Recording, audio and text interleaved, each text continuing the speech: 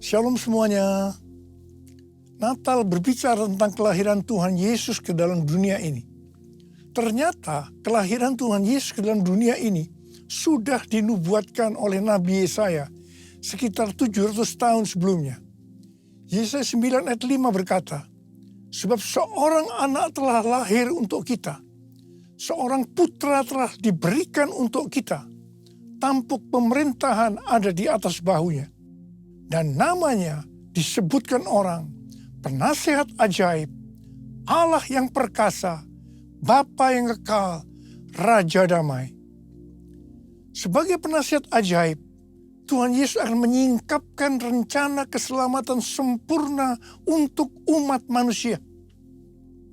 Disebutkan sebagai Allah yang perkasa, sebab di dalam Dia, di dalam Yesus, seluruh kepenuhan kealahan akan berdiam secara jasmani.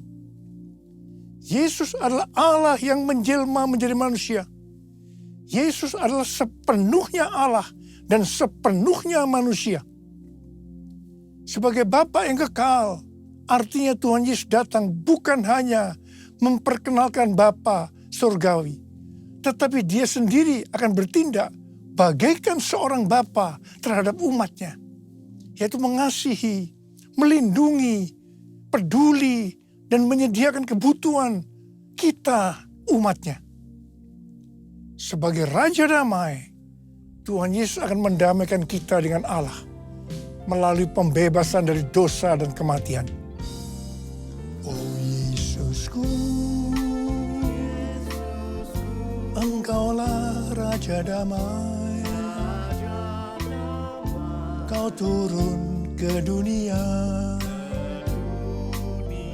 selamatkan manusia. Oh Yesusku, Kau Tuhan penuh kasih. Kau berikan hidupmu untuk tebus dosaku. Kaulah Allah yang kupuji, Kaulah Allah yang kusembah. Kemuliaan bagimu di tempat maha tinggi.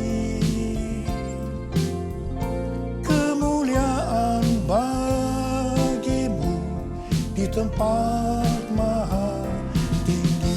Kaulah Allah yang kupuji, Kaulah Allah yang kusembah. Kaulah Allah yang kupuji, Kaulah Allah yang kusembah.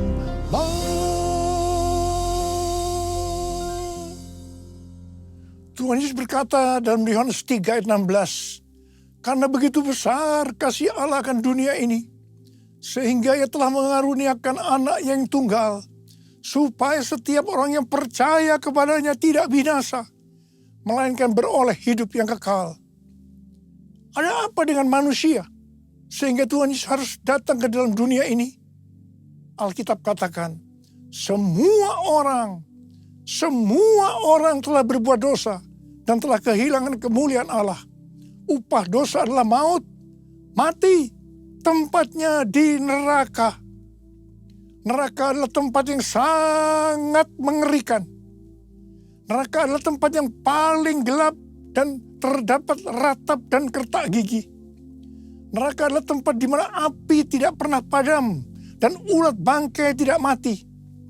Neraka adalah tempat penyiksaan oleh api dan belerang. Karena itu jangan sampai masuk neraka. Untuk itulah Tuhan Yesus datang ke dalam dunia untuk membebaskan kita dari hukuman kekal selama-lamanya dalam neraka. Bagaimana cara Tuhan Yesus menyelamatkan umat manusia? 2 Korintus 5 ayat 21 berkata, Dia yang tidak mengenal dosa telah dibuatnya menjadi dosa karena kita, supaya dalam Dia kita dibenarkan oleh Allah. Ini dapat diterangkan sebagai berikut. Tuhan Yesus yang tidak mengenal dosa telah dibuatnya menjadi dosa karena kita. Artinya Tuhan Yesus harus mati karena dosa-dosa kita. Sebenarnya kita yang harus mati. Karena kita lah yang berdosa. Upah dosa adalah maut, mati. Tetapi Tuhan Yesus tidak berdosa, telah dijadikan dosa. Artinya Tuhan Yesus yang mati menggantikan kita. Kalau kita melihat cara mati dari Tuhan Yesus, saya katakan bahwa itu sangat-sangat tidak manusiawi. Pada saat orang-orang Yahudi berteriak, "Salibkan dia! Salibkan dia!" Maka Tuhan Yesus harus disalibkan. Proses awal dari penyalipan, jubah Tuhan Yesus dibuka. Tuhan Yesus diikat pada sebuah tonggak. Di sebelah kanan dan kirinya ada dua algojo yang memegang cambuk. Ujung cambuk itu dari potongan tulang dan potongan besi. Setiap kali cambuk itu dihunjamkan pada tubuh Tuhan Yesus, akan menimbulkan luka yang dalam. Darah bercucuran, sakitnya luar biasa. Tuhan Yesus berteriak-teriak kesakitan. Tuhan Yesus bermandikan darah. Apakah proses itu sudah selesai? Belum. Kepala Tuhan Yesus diberi mahkota duri. Duri ditancapkan di kepalanya dengan cara dipukul. Sakitnya luar biasa. Darah bercucuran. Apakah sekarang sudah selesai? Belum. Tangan dan kaki Tuhan Yesus dipakukan di kayu salib. Sakitnya luar biasa. Darah kembali bercucuran. Tuhan Yesus digantung di atas kayu salib. Di sini Tuhan Yesus menderita secara lahir maupun batin. Secara lahir dia merasakan sesak luar biasa karena cairan yang menekan jantungnya. Secara batin dia mendengar dan melihat semua orang menghujat dia, termasuk salah satu penjahat yang ada di sebelahnya. Pada akhirnya setelah Tuhan Yesus berseru, "Sudah selesai. Kepadanya mulah nyawaku kuserahkan." Tuhan Yesus mati. Pertanyaannya, mengapa Tuhan Yesus harus mati dengan cara seperti itu? Dengan penderitaan yang luar biasa. Darah bercucuran secara luar biasa. Mengapa tidak dengan cara mati yang mudah? Dipenggal kepalanya, selesai. Mengapa harus dengan darah bercucuran? Alkitab katakan, tanpa penumpahan darah, tidak ada pengampunan dosa. Untuk mengampuni dosa saudara. Dosa saudara, dosa kita semua. Tuhan Yesus harus mati dengan cara demikian. Selain itu, apalagi yang Alkitab katakan dengan cara mati Tuhan Yesus yang seperti itu? Yang pertama, penyakit kitalah yang ditanggungnya. Dan yang kedua, penderitaan kita yang dipikulnya. Dan oleh bilur-bilurnya kita disembuhkan. Betapa Tuhan Yesus mengasihi kita semua. Tak terukur kasih-Mu Yesus, Kau telah mati gantikan diriku. Kau curahkan darah-Mu untuk tebus dosaku. Layaklah Kau Tuhan dipuji dan disembah dengan segenap hatiku. Layaklah Kau Tuhan dipuji dan disembah dengan segenap jiwa ragaku.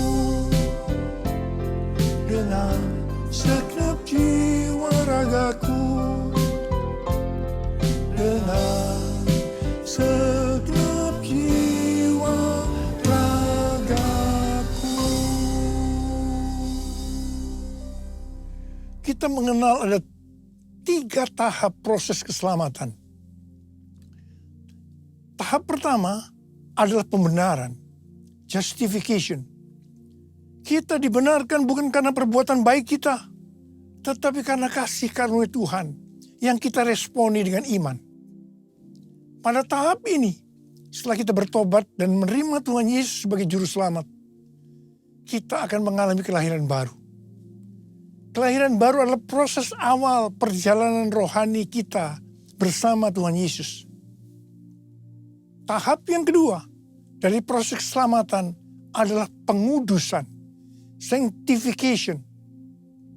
Dalam proses ini, kita dikuduskan secara terus-menerus melalui Roh Kudus dan firman Allah. Dalam proses ini, kita bisa saja jatuh atau mengalami kegagalan.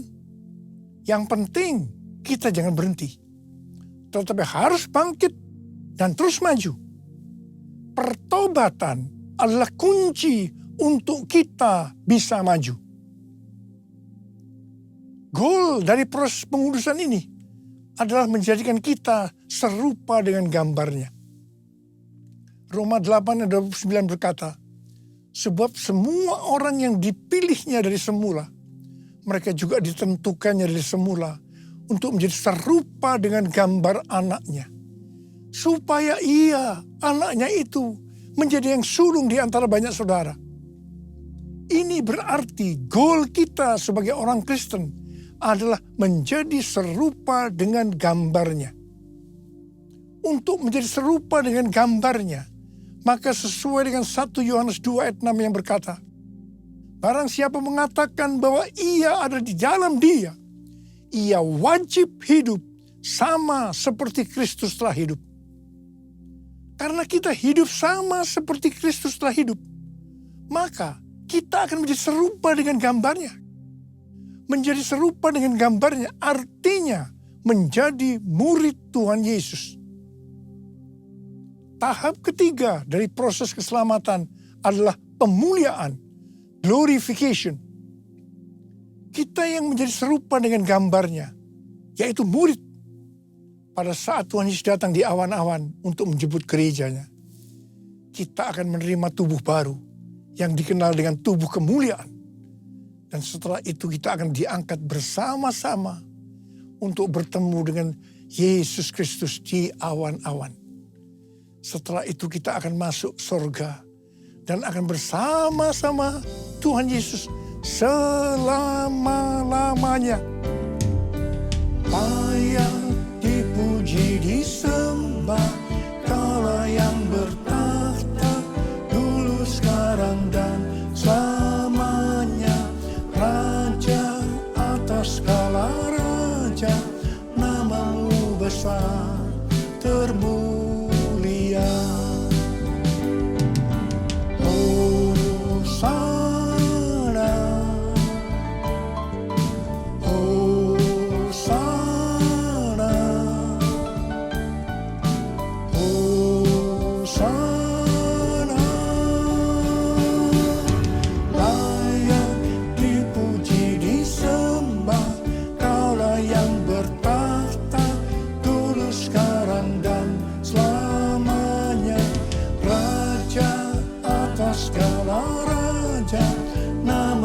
Besar termulia, namamu besar termulia, namamu besar termulia.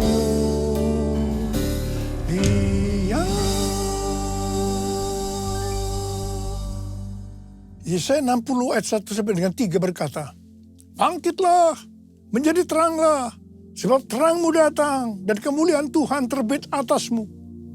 Sebab sesungguhnya kegelapan menutupi bumi dan kekelaman menutupi bangsa-bangsa.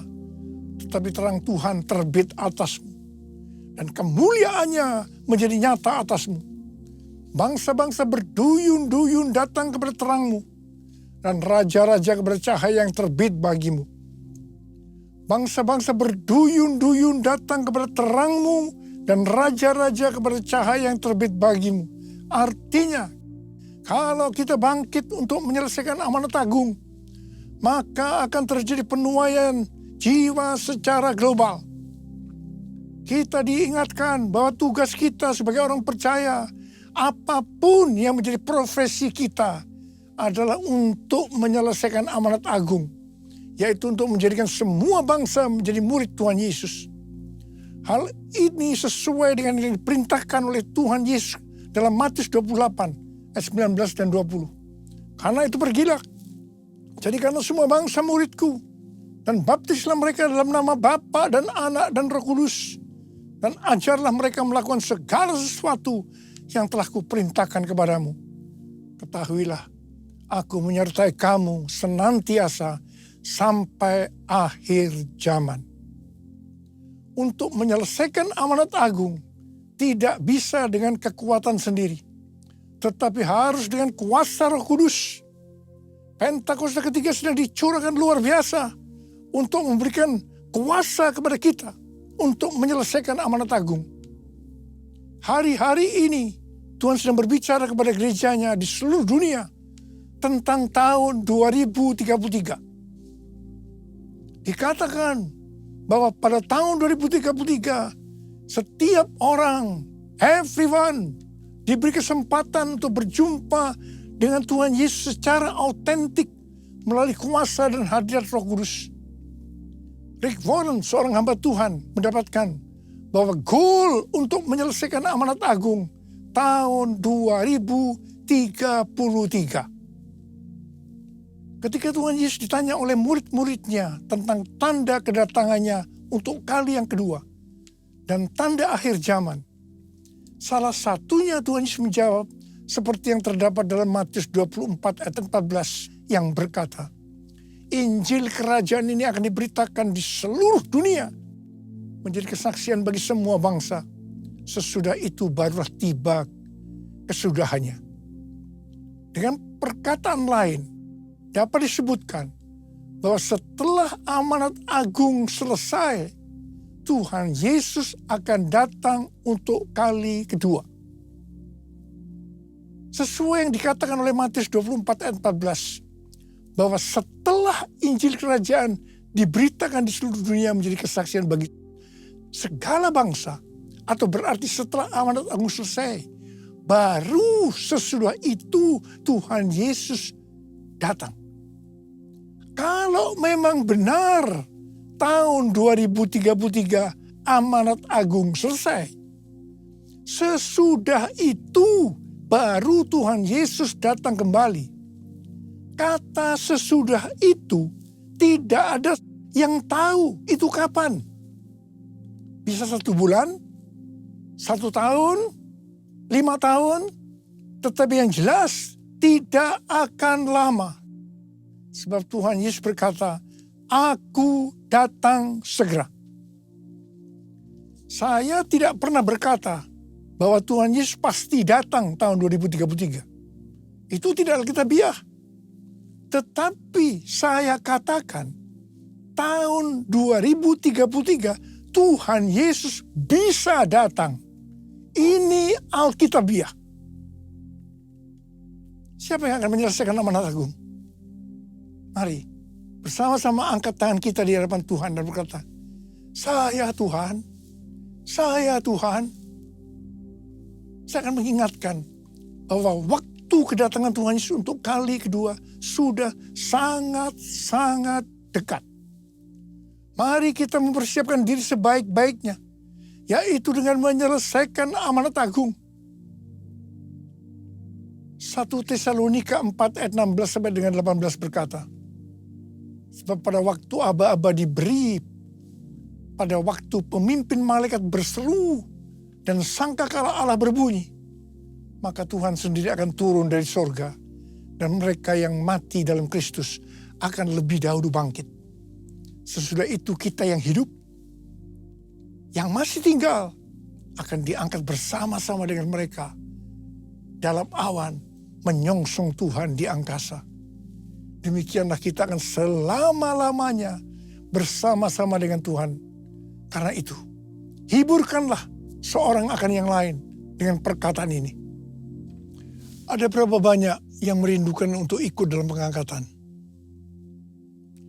yang rindu untuk ikut dalam pengangkatan, kita harus melakukan seperti yang terdapat dalam Kolose 3 ayat 1 sampai dengan 4 yang berkata, karena itu apabila kamu dibangkitkan bersama dengan Kristus, carilah hal-hal yang di atas, di mana Kristus ada, duduk di sebelah kanan Allah. Pikirkanlah hal-hal yang di atas, bukan yang di bumi. Sebab kamu telah mati dan hidupmu tersembunyi bersama dengan Kristus di dalam Allah. Apabila Kristus yang adalah hidup kamu tampak kelak, kamu pun akan tampak bersama dengan Dia dalam kemuliaan.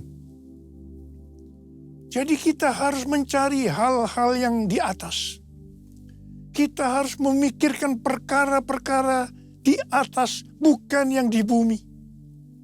Natal tahun 2024 mengingatkan kita bahwa Tuhan Yesus Kristus menghendaki agar kita hidup bersama-sama dengan Dia di sorga. Ingat bahwa di sorga kita punya Tuhan Yesus yang adalah penasihat ajaib, Allah yang perkasa, Bapa yang kekal, Raja damai. Karena itu kita harus memikirkan perkara yang di atas, dan perbuatan kita harus sesuai dengan itu. Kita harus menilai, mempertimbangkan, dan memikirkan segala sesuatu dari sudut pandang kekekalan dan surga. Tujuan dan sasaran kita hendaknya mencari hal-hal yang rohani. Tema Natal tahun 2024 adalah pikirkanlah perkara yang di atas. Karena Tuhan Yesus merindukan agar kita bersama-sama dengan Dia di sorga. Mari kita angkat tangan kita. Katakan bersama saya. Sembah dan puji Dia. Sembah dan puji Dia. Sembah dan puji Dia. Sang Raja. Sekali lagi. Sembah dan puji Dia. Sembah dan puji Dia. Sembah dan puji Dia. Sang Raja.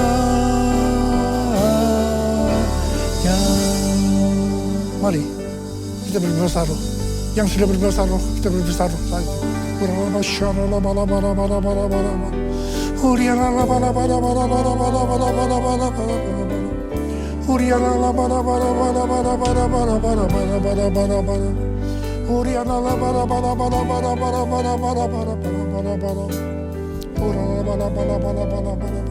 Bapa, kami berdoa buat anak-anak-Mu saat ini Tuhan. Kami akan mengakhiri tahun 2024. Kami akan memasuki tahun yang baru, tahun 2025.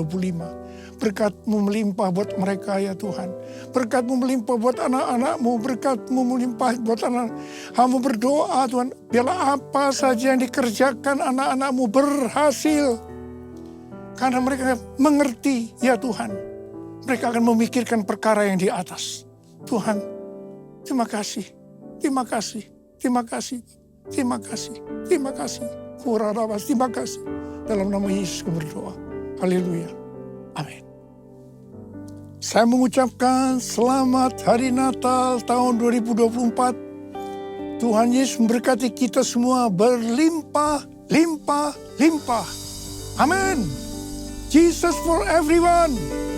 Jesus for everyone. Jesus for everyone. Jesus for everyone. Jesus for everyone. Jesus for everyone. Jesus for everyone.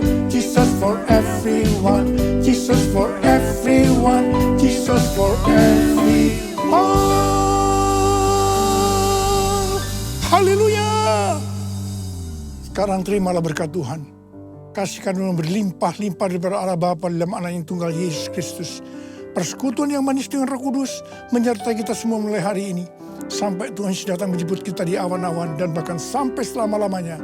Yang percaya bersama-sama katakan, Amin.